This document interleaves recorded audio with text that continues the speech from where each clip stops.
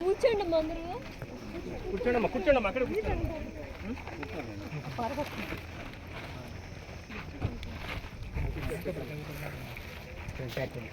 పెద్ద మంచి జరుగు మరి అదే కొబ్బరికాయ ఇచ్చి మేడం మీరు ఎన్నికరండి సార్ పర్లేదు పర్లేదు బాగానే ఉంది చేస్తారు సార్ రాకుండా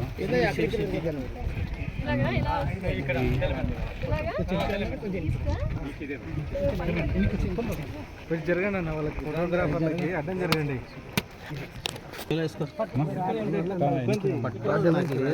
కొంచెం సార్ ఎన్నికరండి సార్ అంతే మనకి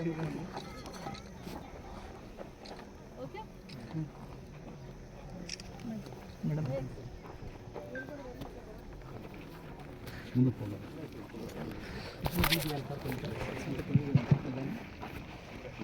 పరమేశ్వర్ కొంచెం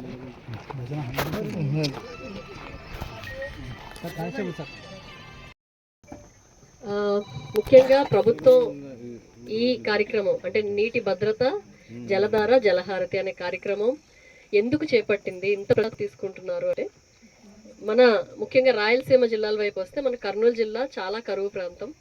కర్నూలు జిల్లాలో మనకి 75.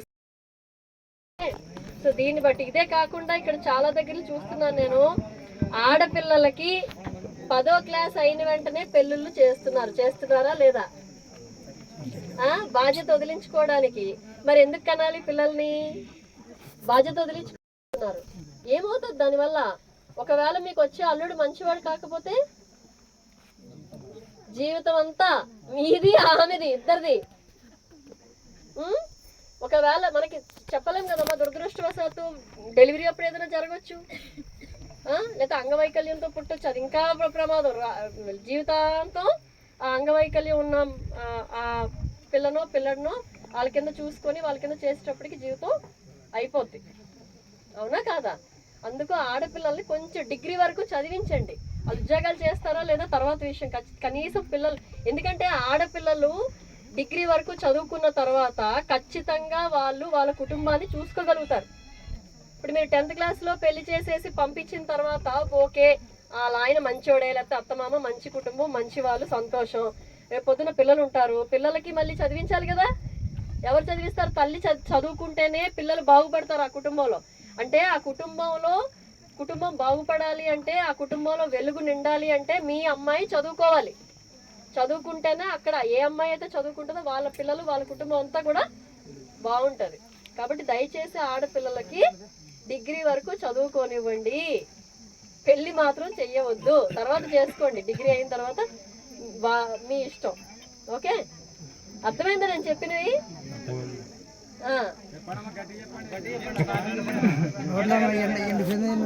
మీరు కూలి పనులు చేసుకుంటారు, మీ పిల్లలు కూడా కూలి పనులు చేసుకుంటారు, ఆడపిల్లలు కూడా కూలి పనులు చేసుకుంటారు. ఎప్పుడు బాగుంటది?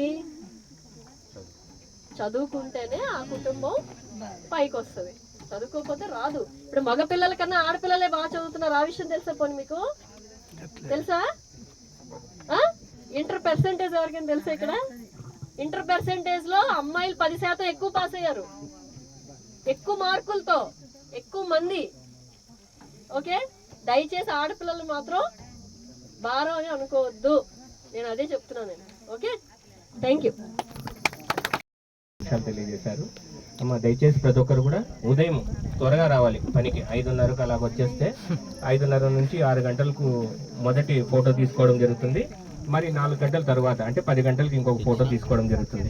10 గంటల తర్వాత పని చేయడం చాలా కష్టతరంగా ఉంది. సో కాబట్టి ఇప్పుడు సాసా కార్యక్రమం ఉంది కాబట్టి దానికి సంబంధించిన ప్రతిక్రియ జరుగుతుంది. దయచేసి అందరూ లేచి నిలబడవలసిందిగా కోరుతున్నాము.